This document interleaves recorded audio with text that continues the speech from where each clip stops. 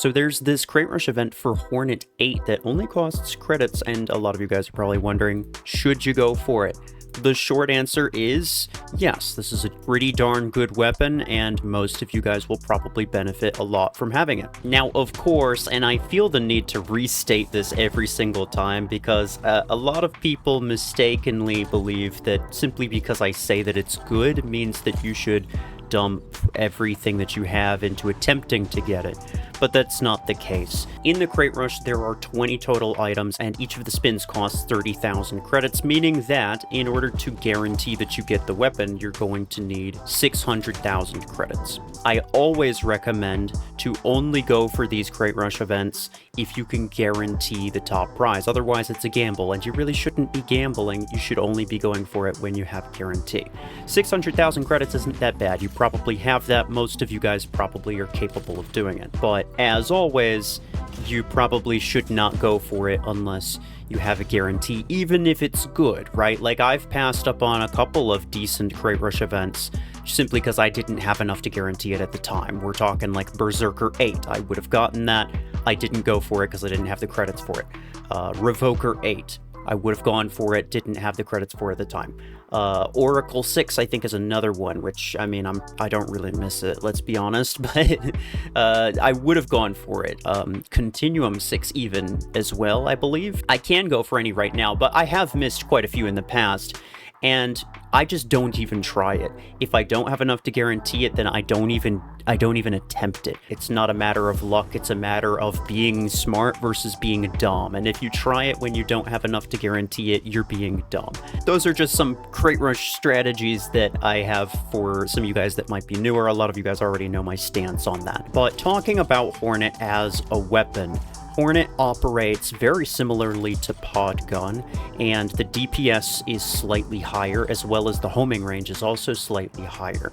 So generally speaking, Hornet is a slightly better version of Pod Gun. However, it's also worth considering your options in terms of pilots. Like, let's say for myself, I have a legendary missile pilot and a legendary barrage pilot, so I could use either one. I would get very similar results. I could use Podgun 8s, I could use Hornet 8s. However, I could not, for example, use Stormrack and Hornet at the same time since I only have the one missile pilot. So even though Hornet is better, I think there is a case to be made for a lot of people to get both anyway, as well as the fact that, I mean, quite honestly, Podgun just feels much better to use. It's a lot easier to handle. So in terms of comparisons between the two, then I definitely think that Hornet is the superior weapon overall. I really can't think of any mech that does better with Podgun, really. There's plenty of mechs that do very well with both, but I think overall Hornet is just the better weapon. Comparing Hornet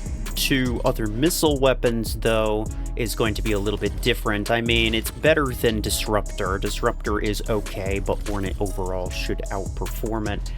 But it will be overall worse than Stormrack, or at least Stormrack with the reload implant, which you might not have it. I definitely don't have it, but Stormrack will probably offer you better long-term value than Hornet will. And then the only other one that I can think of is like Blast RPG, which if you bought that, then I'm sorry for your loss. You shouldn't have done that. So overall, Hornet is a pretty good choice. It's not the top priority for missile weapons specifically, but it can be a very good one. And in terms of mechs that you would pair it with, it really does play very similar to Podgun, and you'd probably want to use it on about the same kinds of mechs as well.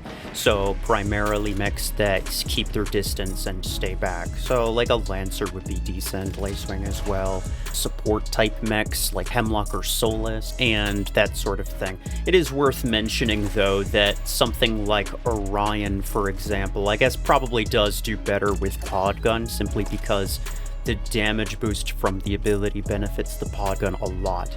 Hornet, a lot of the damage, I would say even about half the damage of Hornet, is tied to the Venom status effect that it applies, right? You fire 2 bursts, or if you're using 2 weapons at the same time, you can just fire both of them one time, and that'll instantly apply a Venom status effect, which deals quite a bit of DOT damage in like a 2-second time period. So a lot of your damage, about half of it, again, is tied into that short DOT. This DOT damage does not have anything to do with pilots. It does not have anything to do with damage boost. So if you're using, I mean, you could use a completely different pilot. You don't even have to use a missile pilot, and your venom damage will remain completely the same.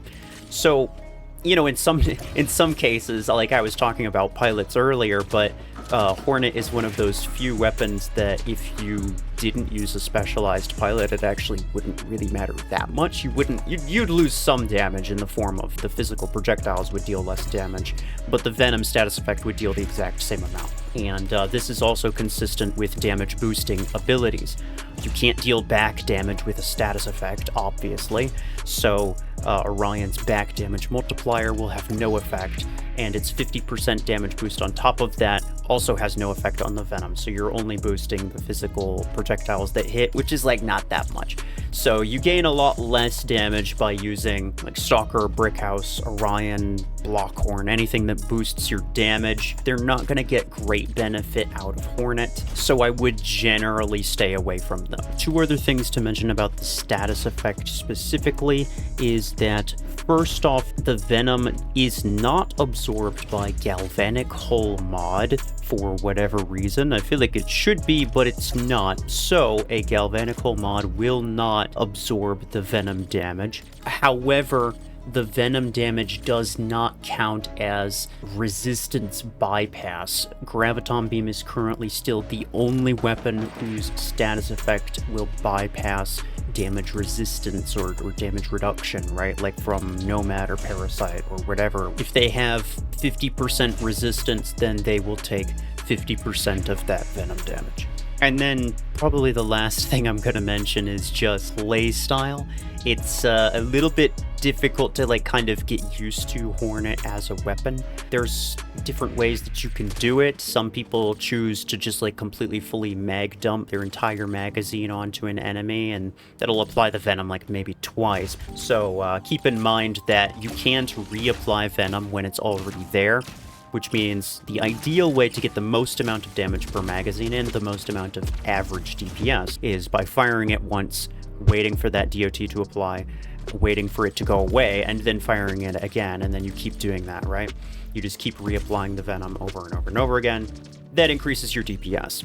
But it also technically kills people slower. So in a really tough situation, you might decide to just like fire as many times as you can, as quickly as you can to kill them faster. And then in terms of like, especially if you have pod gun already, if you've already used pod gun, you're going to find Hornet very frustrating in terms of how it fires. It follows very similar mechanics that pod gun does, but it fires like almost kind of downward as opposed to pod gun, which fires slightly upward. So it's kind of really frustrating to use. It's one of those things that takes a bit of practice, but it is still good. So if you're using it and you're thinking like, man, this thing kind of sucks, I keep hitting walls with it, and it's really annoying to use, I would say just try to use it a bit longer, try to get used to it. But overall, it's a pretty versatile weapon and it works very well. If you did get it, let me know what you're using it on, what you like using it on the most. Otherwise, that will be it for me.